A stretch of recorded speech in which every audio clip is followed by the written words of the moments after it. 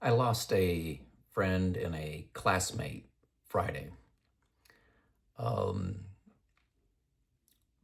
my classmate and friend, Stephanie, was in the dust storm on I-70 where there was near zero visibility and a 71 car pileup. Um, 8 people were killed and over 30 injured, last report. I went to school with Stephanie for 12 years, grade 1 to 12. We grew up together.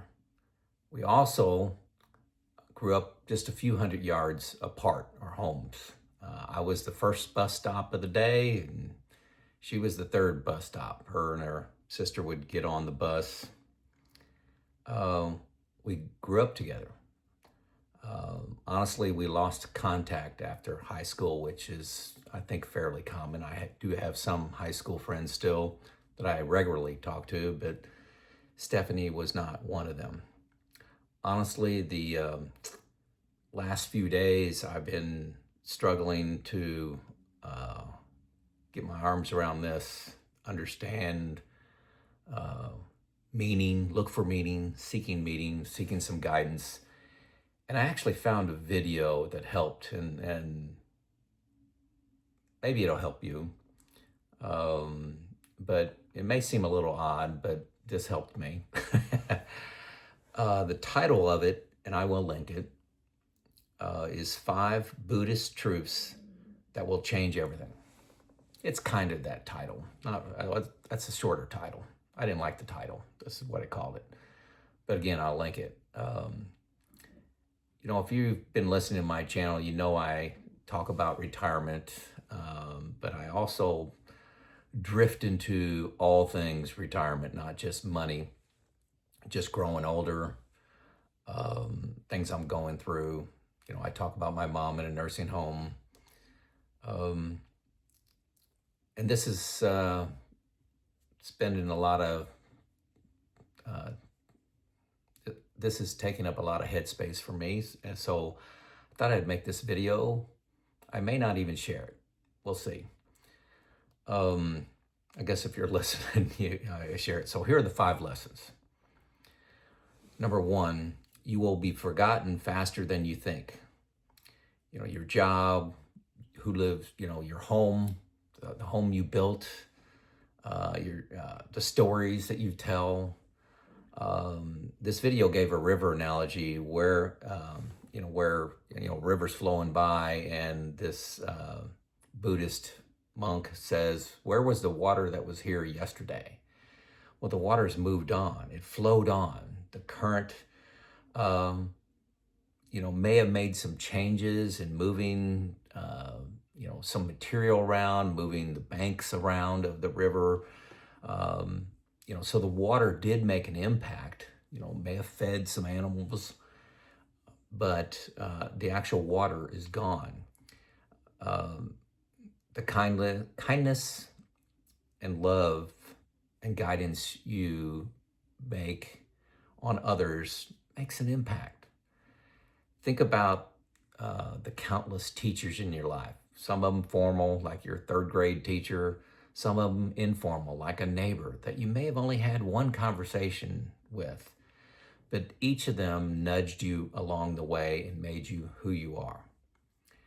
This is the real legacy that we have, as humans have. We impact others mostly without any fanfare and public recognition. Example from today. I went to my kids' high school and I was doing a mock interview to teach them interviewing skills. So held a 15-minute interview, asked them 5 questions, gave them feedback on how they interviewed, what they did well, what they need to improve, and then I evaluated their resume. So I was with each student maybe 25 minutes, and I could tell I made a huge impact on these kids, and they're seniors in high school, but they'll forget my name 5 years from now, 10 years from now. But will they remember a skill or 2 that I shared with them? Yeah. So, people are impacted by our gifts of time and our wisdom as we age. That was number one. Boy, I got these numbers messed up. Hopefully I get them right. So number two, your body will betray you. Your knees, your back, you're not what you used to be. This is nature. Our attachment to youth is the problem. We must adapt with grace. Your oldest companion is your body. It's a wise old friend. Example for me is, I kind of moved on from doing. I was an engineer, I was a department manager, plant manager, I was a business executive. And now I've moved on to teaching at high schools.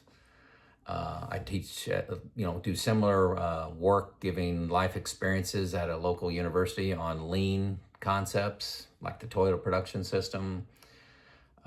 I mentor a couple folks. I make this YouTube channel, and that's just passing on experience. Yeah, you'll forget my name in a couple years, but maybe I made things just a little bit better by sharing my experiences with you. Example number two, I'm spending a lot of time with my new son-in-law, teaching him how to do home repairs, home maintenance, home improvements, networking, skill building. He's getting his MBA, sharing him some business experiences to help with that education that he's getting. I enjoy doing that, and that's my lasting legacy, not my body. Okay. Number three, I do have these numbers mixed up. It's going to confuse me. So don't be confused. Don't judge me. You can't keep everyone in your life. People come and go in your life. It's not personal. Nothing is permanent. They come into my life when I need them. Example was Stephanie. She was a beautiful girl. She was very smart, top of the class, if not number one, number two. Very athletic. I will never forget her smile and her optimism. I see it right now. She was always in a good mood, always had time to talk. I can't say I was best friends with her, good friends with her. Probably only had a handful of one-on-one conversations with her, but she was just a presence at my grade school and my high school that everyone was impacted by.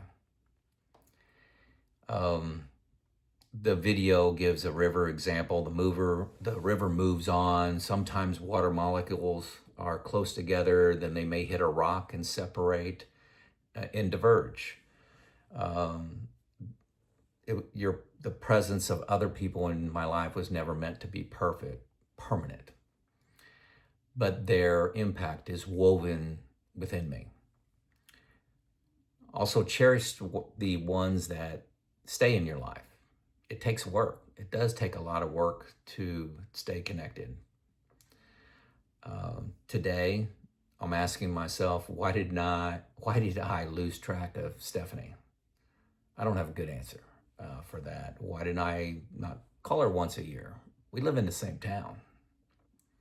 We don't run in the same circles, don't go to the same church. We live 30 minutes apart. Oh, let's see. Man, my numbering is all messed up. So 1, 2, 3, 4. Why is it I now no longer look young? We have in our culture just a young bias. But what if we saw true beauty and wisdom? Gray hair and lines, a little gray hair, lines, lines. Show our stories, our experience, a measure of our wisdom. I often tell my kids, my kids are now, 3 of them are in their 30s. One of them's a high 20s. I tell my kids when they turned 30, I said, I loved my 30s. I had 3 kids at the time. Early in my 30s, I had 4, and then 40s were great. I, had a little more smarts, a little more wisdom. I loved my 50s. I'm now just started my 60s. I'm 60 years old. So far, it's been great. But, I'll be honest, 60s hit me harder than the other decades. Because, even at 59, I kind of felt young and middle age. Now, don't laugh. But, 60, you can't sell that you're young. So, but it's been great. It's been great. A lot of people wish they could go back and live their life over again, or go back and being a teenager. I don't. I've never done that. There is a lot of strength that comes with understanding, more patience, understanding of others, being more empathetic of others. There's 2 sides to every story. That's something I say a lot. And all these life experiences. Number 5, you will see people you love die. People you love will leave this world. Don't get over them, but you learn to live with it. Never forget. Don't get over. Don't tell somebody you're going to get over this. Time heals all wounds. You learn to live with it. And all these people live on in me. The example I laid out here is my mom. If you listen to my videos, I've left maybe 3 of them on my nursing home experience.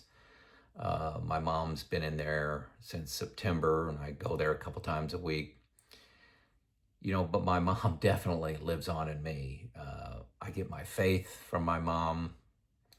I get my sense of family. That's very strong in my mom. Keep the family together. Keep talking. Don't let little grudges turn into big grudges. Family, cousins, aunts, uncles. We get together a lot. The sense of family, laughter, humor is a big part of our culture.